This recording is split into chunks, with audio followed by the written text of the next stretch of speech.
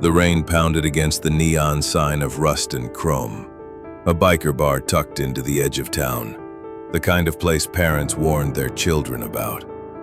Inside, the air was thick with smoke, the clink of beer bottles, and the low growl of motorcycles idling outside. Men with tattoos, leather jackets, and faces hardened by life filled the bar, laughing, arguing, and daring one another to drink shots faster than their stomachs could handle. And then the door opened. A little girl stepped inside, soaking wet, clutching a backpack that looked too big for her shoulders. She had wide, determined eyes that scanned the room as if calculating which of these frightening men might answer a child's plea. Every head turned to watch her. The jukebox dropped out of rhythm as conversations paused. She made a beeline to the far corner where the scariest-looking man sat alone, polishing his motorcycle chain on the bar stool next to his glass of whiskey. His arms were covered in tattoos, and a jagged scar ran from his temple down to his jaw. A couple of the younger bikers whispered, "Don't even think about it. That's Reggie Razor Kane. Nobody messes with him." The girl walked straight up to him. "Excuse me, mister," she said, voice small but unwavering. "I need your help. My mom, she's in trouble. Please." Razor looked at her, and for the first time that night, the grin on his face faltered. "Kid, it's late," he said, his voice rough like gravel. "You shouldn't be out here alone."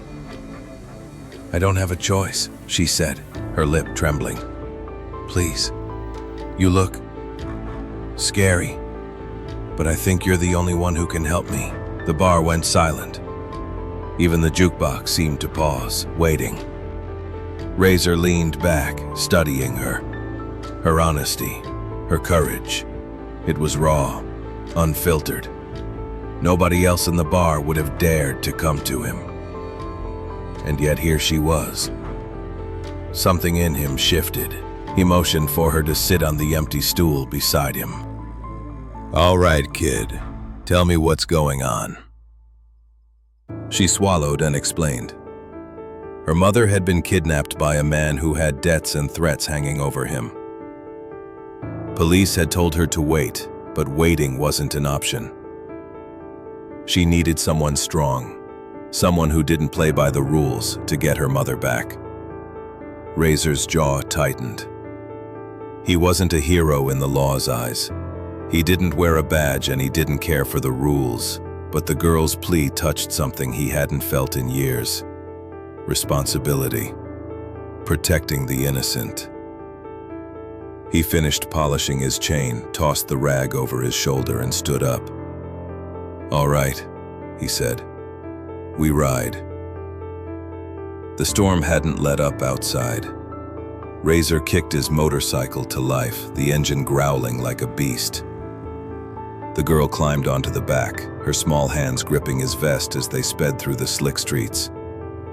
Along the way, Razor taught her a simple truth. Courage isn't about fearlessness. It's about acting even when you're scared. And the girl listened, wide-eyed, nodding as they navigated alleys, back roads, and abandoned warehouses. When they reached the hideout, Razor assessed it like a general planning an ambush. Doors were locked, guards stationed, and the man's truck sat ominously in the lot. "Stay behind me," Razor said. The girl nodded, clutching a small flashlight in her pocket. They moved like shadows. Razor took down the guards with precision, each move a mixture of strength and calculated force.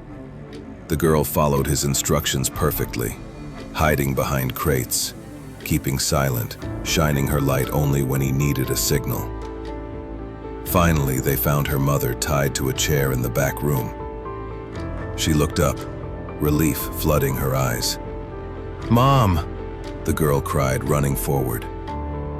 Razor stepped into the doorway, watching for anyone who might come. "We're getting out of here. Now."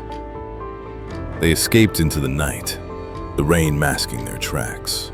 The mother clutched her daughter. tears streaking her face, while Razor kept his eyes on the horizon. Nobody said a word about the fear, the danger, or the violence. They just rode. By the time they returned to Rust and Chrome, the bar's patrons were waiting outside, curious to see what had become of the little girl. When they saw her safe, they erupted in cheers. Razor simply nodded, revving his engine one last time before parking. "Remember this," he said to the girl as she climbed down. "Heroes don't always wear badges. Sometimes they wear scars, leather jackets, and ride motorcycles." The girl smiled, wide and grateful. "I won't forget," she said. And from that night on, the story of Razor Kane and the little girl who asked for help spread throughout the town. Biker bars, coffee shops, even police stations whispered the legend. A man who looked terrifying, but had the heart of a hero. A man who proved that courage and kindness sometimes live in the most unexpected places. Razor never sought recognition. He never wore a medal. But in the hearts of the girl and her mother, he would always be remembered as the man who saved them. And that, he thought as he watched them drive safely home, was enough.